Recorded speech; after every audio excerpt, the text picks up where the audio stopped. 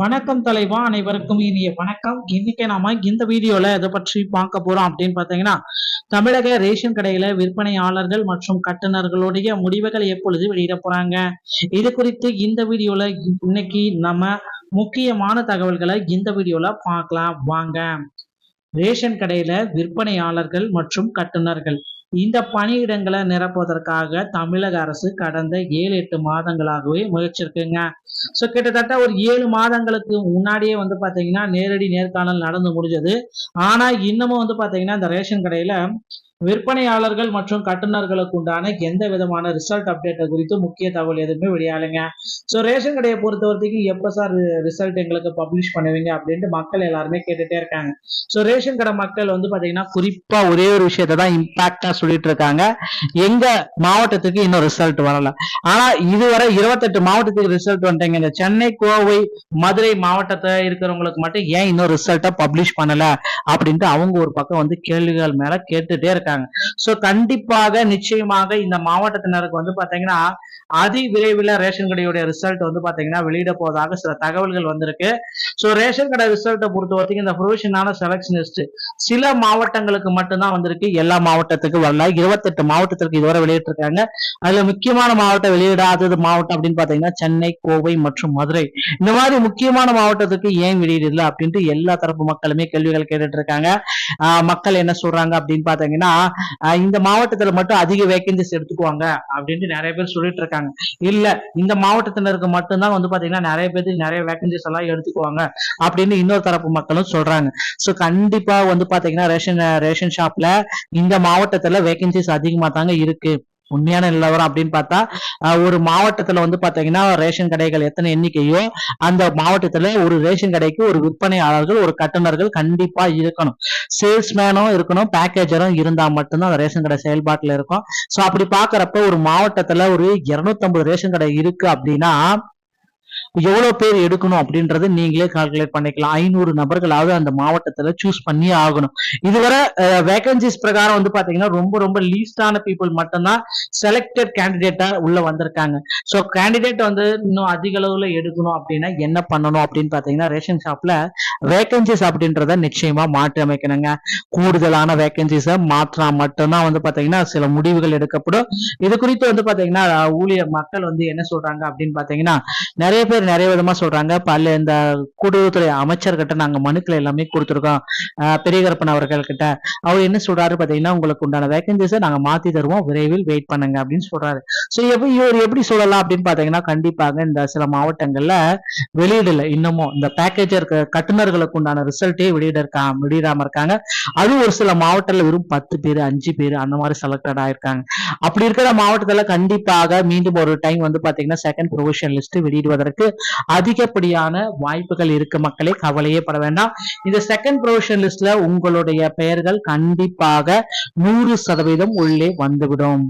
So இப்போ பாத்தீங்கன்னா appointment order ஆனவங்க நிறைய பேர் பாத்தீங்கன்னா நிறைய பிளேஸ்மெண்ட்டுக்கு போயிட்டு இருக்காங்க, அந்த ரேஷன் கடைக்கு போயிட்டு இருக்காங்க. அப்படி போகிறப்ப அங்கே ஊழியர்களும் இருக்காங்க.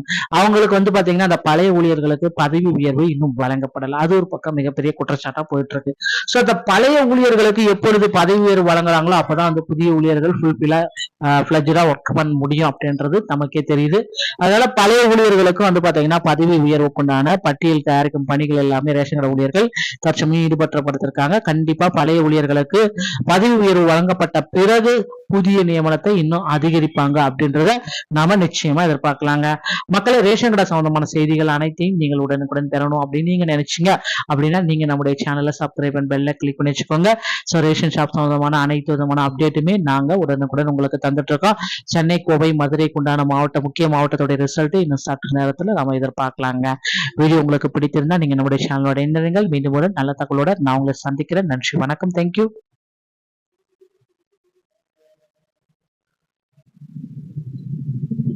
வணக்கம் தலைவா, அனைவருக்கும் இனிய வணக்கம். இன்னைக்கு நாம இந்த வீடியோல எதை பற்றி பார்க்க போறோம் அப்படின்னு பாத்தீங்கன்னா, தமிழக ரேஷன் கடையில விற்பனையாளர்கள் மற்றும் கட்டுநர்களுடைய முடிவுகள் எப்பொழுது வெளியிட போறாங்க, இது குறித்து இந்த வீடியோல இன்னைக்கு நம்ம முக்கியமான தகவல்களை இந்த வீடியோல பார்க்கலாம் வாங்க.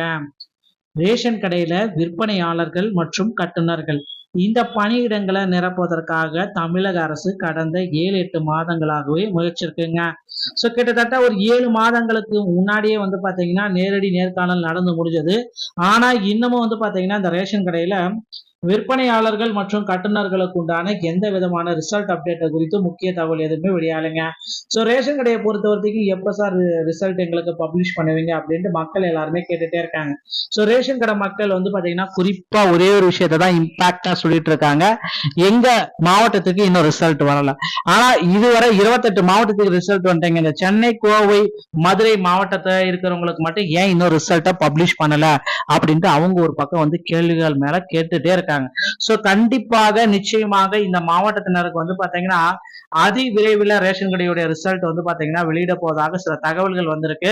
சோ ரேஷன் கடை ரிசல்ட்டை பொறுத்த வரைக்கும் இந்த ப்ரொவிஷனான செலக்ஷன் லிஸ்ட் சில மாவட்டங்களுக்கு மட்டும்தான் வந்திருக்கு, எல்லா மாவட்டத்துக்கு வரல. 28 மாவட்டத்திற்கு இதுவரை வெளியிட்டிருக்காங்க. அதுல முக்கியமான மாவட்டம் வெளியிடாதது மாவட்டம் அப்படின்னு பாத்தீங்கன்னா சென்னை, கோவை மற்றும் மதுரை. இந்த மாதிரி முக்கியமான மாவட்டத்துக்கு ஏன் வெளியிடல அப்படின்ட்டு எல்லா தரப்பு மக்களுமே கேள்விகள் கேட்டுட்டு இருக்காங்க. மக்கள் என்ன சொல்றாங்க அப்படின்னு பாத்தீங்கன்னா இந்த மாவட்டத்துல மட்டும் அதிக வேகன்சிஸ் எடுத்துக்குவாங்க அப்படின்ட்டு நிறைய பேர் சொல்லிட்டு இருக்காங்க. இல்ல இந்த மாவட்டத்தினருக்கு மட்டும்தான் வந்து பாத்தீங்கன்னா நிறைய பேருக்கு நிறைய வேகன்சிஸ் எல்லாம் எடுத்துக்குவாங்க அப்படின்னு இன்னொரு தரப்பு மக்களும் சொல்றாங்க. சோ கண்டிப்பா வந்து பாத்தீங்கன்னா ரேஷன் ஷாப்ல இந்த மாவட்டத்துல வேகன்சிஸ் அதிகமா தாங்க இருக்கு. உண்மையான நிலவரம் அப்படின்னு பார்த்தா ஒரு மாவட்டத்துல வந்து பாத்தீங்கன்னா ரேஷன் கடைகள் எத்தனை எண்ணிக்கையோ அந்த மாவட்டத்துல ஒரு ரேஷன் கடைக்கு ஒரு விற்பனையாளர்கள், ஒரு கட்டுநர்கள் கண்டிப்பா இருக்கணும். சேல்ஸ்மேனும் இருக்கணும், பேக்கேஜரும் இருந்தா மட்டும்தான் அந்த ரேஷன் கடை செயல்பாட்டுல இருக்கும். சோ அப்படி பாக்குறப்ப ஒரு மாவட்டத்துல ஒரு 250 ரேஷன் கடை இருக்கு அப்படின்னா எவ்வளவு பேர் எடுக்கணும் அப்படின்றத நீங்களே கால்குலேட் பண்ணிக்கலாம். 500 நபர்களாவது அந்த மாவட்டத்துல சூஸ் பண்ணி ஆகணும். இதுவரை வேகன்சிஸ் பிரகாரம் வந்து பாத்தீங்கன்னா ரொம்ப ரொம்ப லீஸ்டான பீப்புள் மட்டும்தான் செலக்டட் கேண்டிடேட்டா உள்ள வந்திருக்காங்க. சோ கேண்டிடேட் வந்து இன்னும் அதிக அளவுல எடுக்கணும் அப்படின்னா என்ன பண்ணணும் அப்படின்னு பாத்தீங்கன்னா ரேஷன் ஷாப்ல வேகன்சிஸ் அப்படின்றத நிச்சயமா மாற்றி அமைக்கணுங்க. கூடுதலான வேகன்சிஸை மாற்றினா மட்டும்தான் வந்து பாத்தீங்கன்னா சில முடிவுகள் எடுக்கப்படும். இது குறித்து வந்து பாத்தீங்கன்னா ஊழியர் மக்கள் வந்து என்ன சொல்றாங்க அப்படின்னு பாத்தீங்கன்னா நிறைய பேர் நிறைய விதமா சொல்றாங்க. பல இந்த கூட்டுறவுத்துறை அமைச்சர்கிட்ட நாங்க மனுக்களை எல்லாமே கொடுத்துருக்கோம், பெரியகரப்பன் அவர்கள் கிட்ட. அவர் என்ன சொல்றாரு பாத்தீங்கன்னா உங்களுக்கு உண்டான வேகன்சிஸை நாங்க மாத்தி தருவோம், விரைவில் வெயிட் பண்ணுங்க அப்படின்னு சொல்றாரு.